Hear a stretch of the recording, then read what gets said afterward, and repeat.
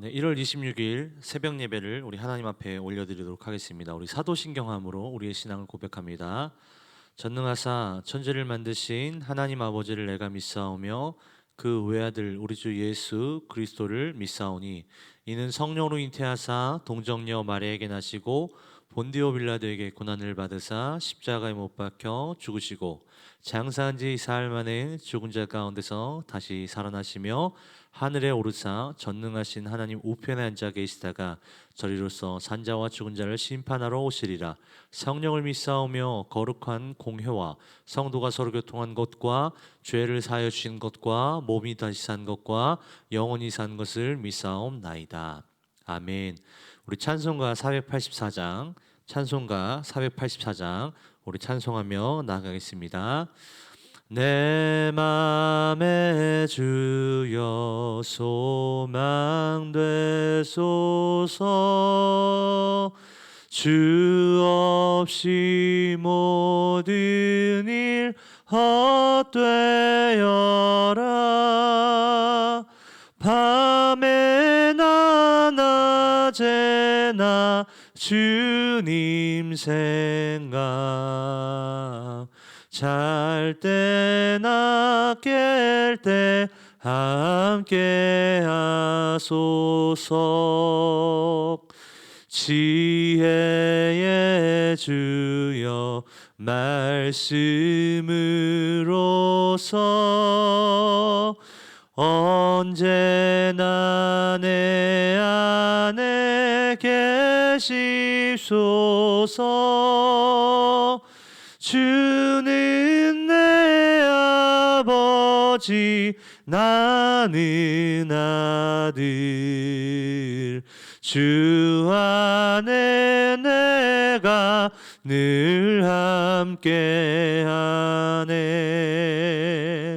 세상의 영광 나 안 보여도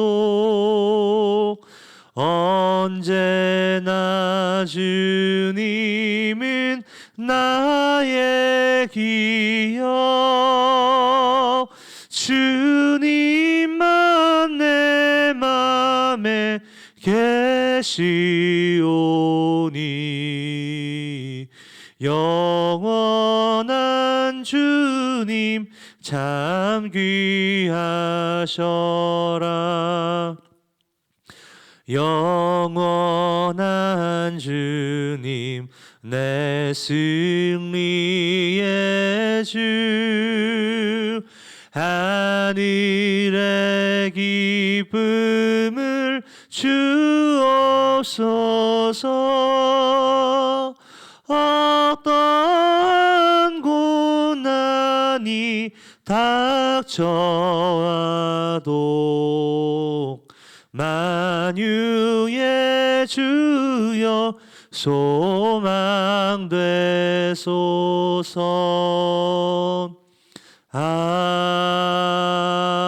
아멘. 아멘. 우리 함께 나눌 말씀은 출애굽기 20장 1절에서 11절입니다. 출애굽기 20장 1절에서 11절 함께 있습니다. 하나님이 이 모든 말씀으로 말씀하여 이르시되 나는 너를 애굽 땅 종되었던 집에서 인도하여 낸 내 하나님 여호와니라. 너는 나 외에는 다른 신을 내게 두지 말라. 너를 위하여 새긴 우상을 만들지 말고 또 위로 하늘에 있는 것이나 아래에 있는 것이나 땅 아래 풀 속에 있는 것의 어떤 형상도 만들지 말며 그것들에게 절하지 말며 그것들을 섬기지 말라. 나 내 하나님 여호와는 질투하는 하나님인즉 나를 미워하는 자의 죄를 갚되 아버지로부터 아들에게로 3, 4대까지 이르게 하거니와 나를 사랑하고 내 계명을 지키는 자에게는 1000대까지 은혜를 베푸느니라. 너는 내 하나님 여호와 이름을 망령되게 부르지 말라. 여호와는 그의 이름을 망령되게 부르는 자를 죄 없다 하지 아니하리라. 안식일을 기억하여 거룩하게 지키라. 여섯 동안은 힘써 내 모든 일을 행할 것이나 일곱째 날은 내 하나님 여호와의 안식일인즉 너나 내 아들이나 내 딸이나 내 남종이나 내 여종이나 내 가축이나 내 문 안에 머무는 객이라도 아무 일도 하지 말라. 이는 엿새 동안에 나 여호와가 하늘과 땅과 바다와 그 가운데 모든 것을 만들고 일곱째 날에 쉬었음이라. 그러므로 나 여호와가 안식일을 복되게 하여 그날을 거룩하게 하였느니라. 아멘. 제가 아무리 잘못을 해도 엄마와 아버지와 아들의 관계는 깨어질 수 없습니다. 특별히 사도 바울이 이야기했던 것처럼 사망이 올지라도 하늘의 어떤 권세도 하나님과 우리의 관계는 끊을 수 없는 것이죠. 그런데 끊을 수 없다 해서 그 상태로 가만히 있는 것이 아니라 정말 아름답고 올바른 신앙은 바른 관계로 나아가는 그 접점이 있어야 되는 거예요. 그래서 하나님께서 우리 가운데 너와 나 사이에 신과 피조물 사이의 바른 관계를 위해서 십계명을 주시는데요. 십계명은 1계명부터 4계명은 하나님 사랑이고 5계명부터 10계명은 이웃 사랑입니다. 그래서 한 율법학자가 가장 큰 계명이 무엇이냐 물어봤었을 때 하나님을 사랑하고 그 다음에 이웃을 사랑하라 이와 같이 이렇게 말씀을 하시는 거죠. 다시 말해서 우리가 하나님과 바른 관계를 형성하기 위해서는 하나님을 사랑하고 이웃을 사랑함으로 말미암아서 그분께 영광을 올려드리는 삶인데 오늘은 시간 관계상 하나님 사랑에 대해서 좀 살펴보고자 합니다. 하나님께서는 모세에게 십계명을 허락하실 때 놀라운 사실은 그 10가지 계명을 말씀하시기 전에 먼저 등장하는 구절이 있는데 우리 2절 말씀입니다. 2절 말씀 제가 한번 읽어보도록 하겠습니다. 나는 너를 애굽 땅 종되었던 집에서 인도하여 낸 내 하나님 여호와니라. 아멘. 여러분 이게 무엇입니까? 하나님께서 이스라엘 백성들에게 행하셨던 이 일을 십계명을 말씀하시기 전에 강조하십니다. 다시 말해서 너희를 그 처절하고 끔찍한 애굽에서 인도하였던, 마치 독수리가 새끼를 품고 데리고 온 것처럼 너희를 인도하였던 것이 나 여호와다. 이것을 더 발전시키면 그것을 기억하라는 거예요. 사랑하는 성도 여러분, 하나님께서 우리 가운데 베푸신 일들을 우리는 두 글자로 은혜라고 말합니다. 다시 말해서 우리는 계명을 지켜야 한다, 계명을 지켜야만 한다 하기 전에 먼저 그 계명을 제대로 지키기 위해서는, 기쁨으로 지키기 위해서는 하나님의 은혜를 기념하고 기억해야 한다는 것이죠. 사랑하는 성도 여러분, 우리가 하나님의 은혜 없이 하나님의 그 사랑을 깨닫지도 못하고 생각지도 못한 상태로 지켜야지 이 계명을 지켜야지 하면 사실은 오래 가지 못합니다. 지쳐 떨어지게 되죠. 이것을 율법주의라고 말하는 겁니다. 그런데 여러분, 율법은 무시할 것이 아니라 우리가 하나님과의 올바른 관계, 하나님을 사랑한다라는 것을 우리의 삶으로 보여드리기 위해서 율법이 꼭 필요하다면 그 율법을 복음 안에서 기쁨으로 지킬 수 있는 것은 무엇이냐면 그 2절을 기념하는 거예요. 뭐예요? 하나님의 은혜를 기념하는 것이죠. 여러분, 예배를 드리는 이유도 무엇입니까? 예배는 여러분 받기 위해서 드리는 것이 아닙니다. 이미 우리는 주님의 은혜를 받았고 구원받았기 때문에 예배는 드리기 위해서 드리는 것입니다. 그래서 여러분, 우리가 예배라는 원어를 조사해 보면 무언가 받다 이런 것이 아니라 대체로 신체적인 그런 어떤 이 표시에 포커싱이 맞춰져 있는데, 뭐 손을 들어 굽혀서 뭐 무릎을 꿇고 경배하고 엎드려서 뭐 이런 식의 내용들이 굉장히 많이 나와 있다는 거죠. 쉽게 말해서 하나님의 은혜를 기념하게 될 때 우리는 억지로 박수치는 것이 아니라 박수가 나갈 수밖에 없고, 하나님을 기념하게 될 때 우리는 엎드릴 수밖에 없고, 하나님의 은혜를 생각할 때 우리는 두 손 들고 무릎 꿇고 주님 앞에 경배할 수밖에 없다라는 거죠. 그것이 예배라는 것입니다. 그렇게 될 때 우리가 하나님의 은혜를 기념하는 사람으로서 그럼 하나님 사랑을 어떻게 기쁨으로 감당할 수 있는지 이 4가지의 계명을 살펴보겠는데, 4가지의 계명을 살펴보기 전에 이 4가지 키워드를 좀 기억하셨으면 좋겠어요. 첫 번째 태도, 두 번째 방법, 세 번째 자세, 네 번째 시간입니다. 다시 한번요. 태도, 방법, 자세, 시간, 이것을 줄여서 태방자시라고 하는데, 먼저 태도가 무엇이냐, 우리 한번 3절 볼까요? 너는 나 외에는 다른 신들을 내게 두지 말라. 이 나 외에는이라는 말을 이제 원어로 다시 풀어보면 내 앞에서 다른 신을 두지 말라고 하는 겁니다. 쉽게 말해서 하나님과 나 사이에 그 어떤 것도 있으면 안 된다는 거죠. 즉 하나님만 있어야 한다라는 거죠. 여러분 우리가 기도할 때 예배할 때 사실은 그 목적 자체가 하나님이셔야 되는 거예요. 그런데 그 사이에 자꾸 내 욕심이 들어가거나 그래서 하나님은 안 보이고 내 욕심만 보인다면 이것을 성경에서 뭐라고 얘기합니까? 정욕이라고 얘기하죠. 특별히 여러분 기도 옆에 정욕이란 말이 굉장히 많이 붙는데 제가 금요일날 금요기도할 때인가에 언급해 드렸지만 여러분 제가 담배 냄새 때문에 굉장히 많이 고생했다고 말씀드렸었죠. 그래서 제가 엄청나게 기도했다고 그랬죠. 하나님 담배 냄새 좀 나지 않게 해주세요. 그러니까 너무 놀랍게 한두 달 후쯤에 담배 냄새가 감쪽같이 사라졌는데 불과 2, 3주 전에 또다시 담배 냄새가 나기 시작했다고 그랬죠. 그런데 저는 거기서 원망한 것이 아니라 반성할 수밖에 없었던 이유는 무엇이냐면 하나님께서 기도 응답해 주시니까 하나님께 더 이상 간절하게 기도하지 않더라고요. 쉽게 말해서 기도의 목적과 기도의 이유는 하나님과의 관계고 하나님과의 교제인데 기도의 목적이 마치 하나님과 나 사이를 가로막는 응답이 되었을 때 하나님을 제대로 알지 못하고 제대로 의지하지 못하고 있는 저를 발견하게 되었습니다. 바라기는 여러분 하나님과 나 사이에 아무것도 없게 되시길 진심으로 축복합니다. 나의 삶의 가장 중심이 되시고 나의 삶에 가장 잘 보이시고 가장 선명하신 분이 하나님이시고 그 사이에 하나님과 나 사이에 간섭할 수 있는 수많은 욕심과 정욕 덩어리들이 예수의 보혈로서 말끔히 씻겨나가게 되시길 진심으로 축복합니다. 이것이 태도죠.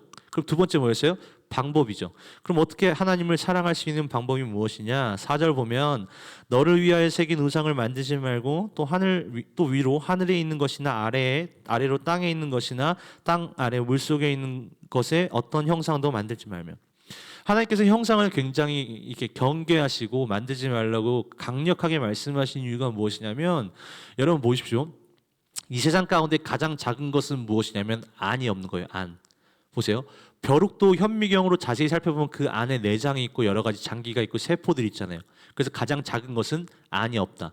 그럼 반대로 가장 큰 것은 무엇입니까, 여러분? 안과 밖이 없는 거예요. 자 보십시오.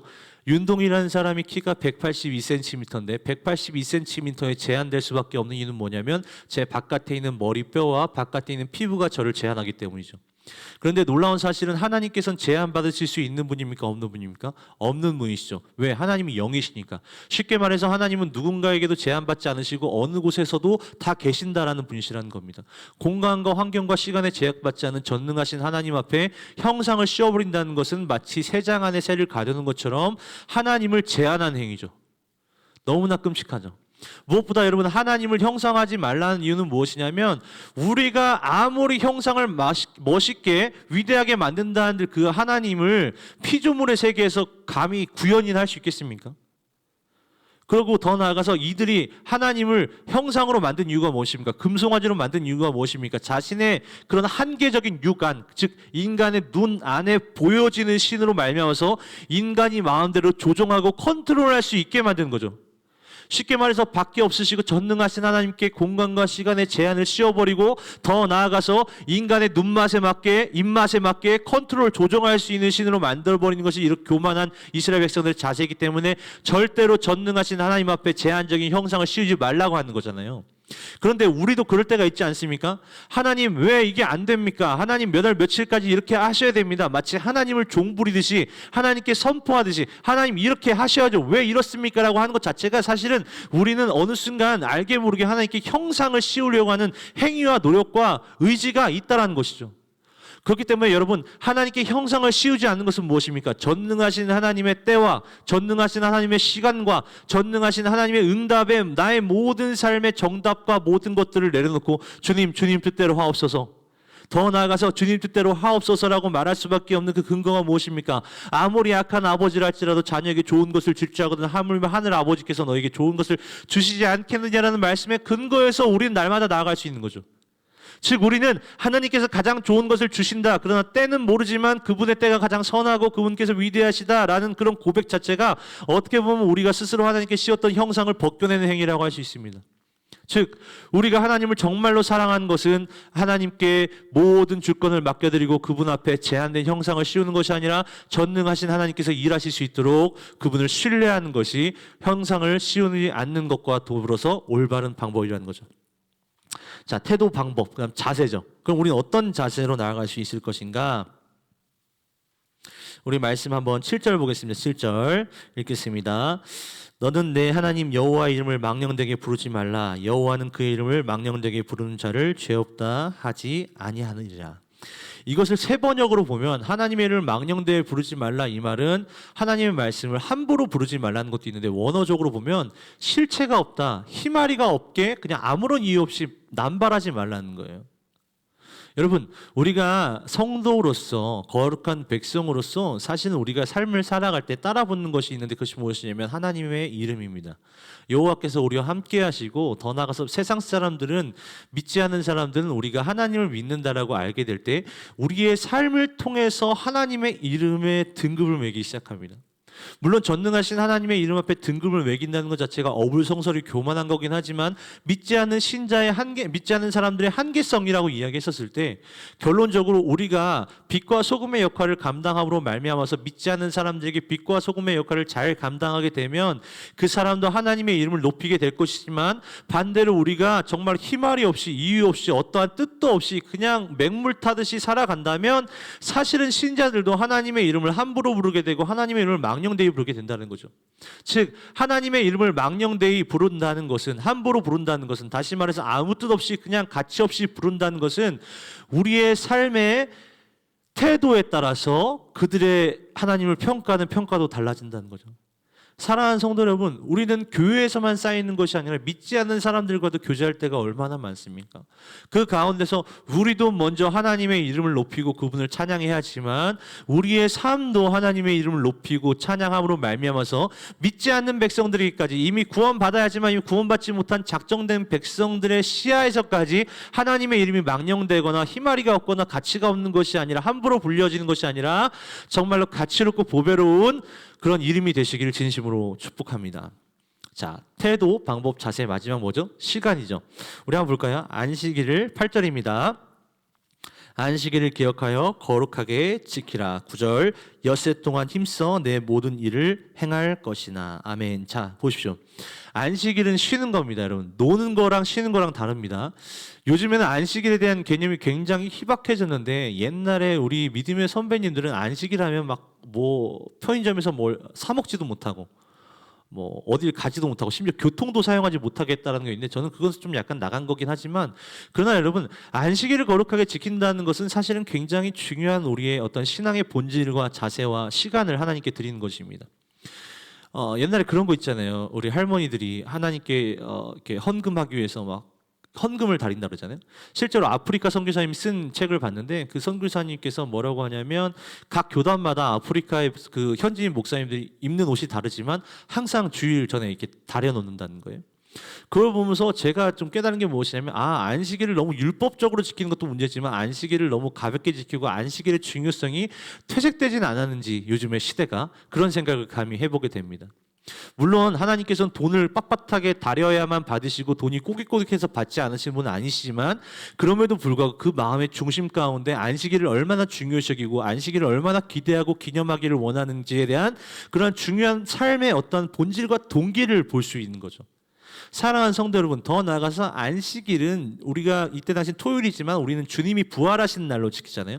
다시 말해서 안식일을 거룩하게 지키는 것은, 제가 서두에 말씀드렸던 것처럼 하나님의 은혜, 즉 예수 그리스도의 부활로 말미암아서 우리가 의롭게 되었다는 그 하나님의 은혜를 날마다 기념하는 것이 안식일을 거룩히 지키는 것과 더불어서 정말 예배당에 나와서 우리의 시간을 드리는 것이 안식일을 거룩하게 지키는 거죠. 이제 코로나가 점점 사라지고 있고 이제 마스크도 안 쓴다라고 하는데, 그럴 때일수록 저는 간절히 부탁하는 건 온라인 예배가 아니라 현장 예배가 회복되기를 진심으로 축원합니다.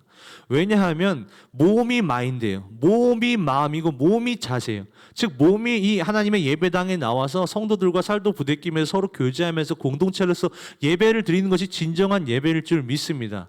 모이기를 패한 어떤 자들의 습관과 같이 하지 않고 모이기를 힘쓰는 자들이라고 말했잖아요. 즉 이 공간 가운데 수많은 성도들이 마치 편하게, 물론 몸이 아프거나 힘들거나 지방 출장을 가거나 피치 못할 사정 어쩔 수 없이 온라인 예배를 드려야 하고 그것이 너무 귀하지만, 그렇지 않고 나올 수 있음에도 불구하고 집에서 편하게 예배를 드린다는 건 사실 안식일을 거룩하게 지키냐는 그런 물음 앞에 제대로 된 정답과 대답이 될 수 없다라는 거죠.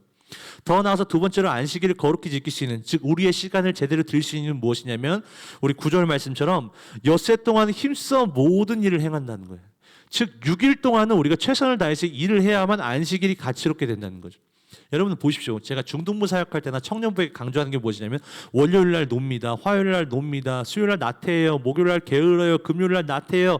토요일 날 띵까띵까 놀아요. 주일 날 안식일이 안식일로 다가오겠습니까? 더 나아가서 하나님께서 가치롭게 받으시겠습니까? 안식일만 중요한 것이 아니라 주 6일도 우리 일상도 너무나 중요하다는 거죠.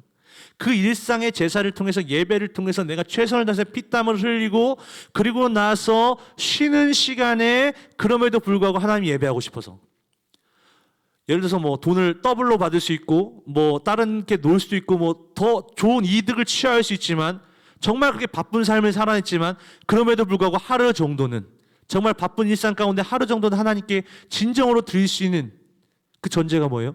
엿새 동안 충성을 다해서 최선을 다해서 하나님께서 허락하신 일자리에서 일한다는 거죠. 말씀을 정리하겠습니다. 사랑하는 성도 여러분, 우리는 이 십계명을 지키기 전에 먼저 하나님께서 나를 억만죄악 가운데 구원하셨다는 그 은혜를 먼저 기억하고 기념해야 한다는 것입니다. 그 은혜를 기억할 때 우리는 예배를 무언가 취하기 위해서 온 것이 아니라 그분께 감사하기 위해서 그분께 영광을 올려드리기 위해서 이 예배 자리에 나온 줄로 믿습니다. 더 나아가서 그렇게 될 때 우리는 하나님과 올바른 관계를 위해서 하나님 사랑할 수 있는 십계명을 제대로 지킬 수 있는 거예요. 그것이 무엇입니까?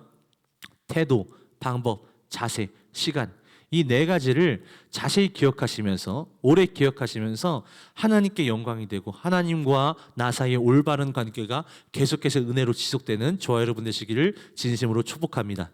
이 시간 기도하실 때 하나님 은혜를 기념하는 삶 살게 하여 주시옵소서. 두 번째로 하나님과 바른 관계 맺는 삶 되게 하여 주시옵소서. 이 두 가지 기도 제목 가지고 우리 주여 한번 부르짖고 기도하며 나갑니다. 주여 하나님 감사합니다. 우리 날마다 은혜를 기념하는 삶 살게 하여 주시옵소서. 우리가 어떠한 일을 할 때, 교회에서 어떠한 일을 행할 때 하나님 정말 은혜를 기념하는 삶 살게 하여 주시옵소서. 은혜를 기억하게 하시고 은혜를 잊지 않게 하시고 우리가 계명을 지키기 전에 주님께서 나를 어떻게 건져내셨고 어떤 엉망진창 가운데 건지셨는지를 다시 한번 생각하며 묵상하며 나아갈 수 있도록 인도하여 주시길 간절히 바라곤 합니다. 그로 말미암아서 하나님 아버지 우리 10계명이 있습니다. 특별히 우리가 1계명부터 4계명 정말로 하나님과 바른 관계, 하나님을 어떻게 사랑할 것이며 우리의 태도가 어때야 할 것이며 방법이 어때야 할 것이며 자세가 어떻게 해야 될 것이며 시간을 어떻게 지켜야 할 것인지에 대한 이러한 것을 심도 있게 나눴습니다. 주님이 네 가지가 정말 하나님 앞에 온전하게 지켜질 수 있도록 주님 붙들어 주옵시고 그로 인해서 정말로 하나님과 바른 관계, 올바른 관계로서 기쁨으로 나아갈 수 있는 저와 모든 성도님들 될 수 있도록 주님 축복하여 주시옵소서.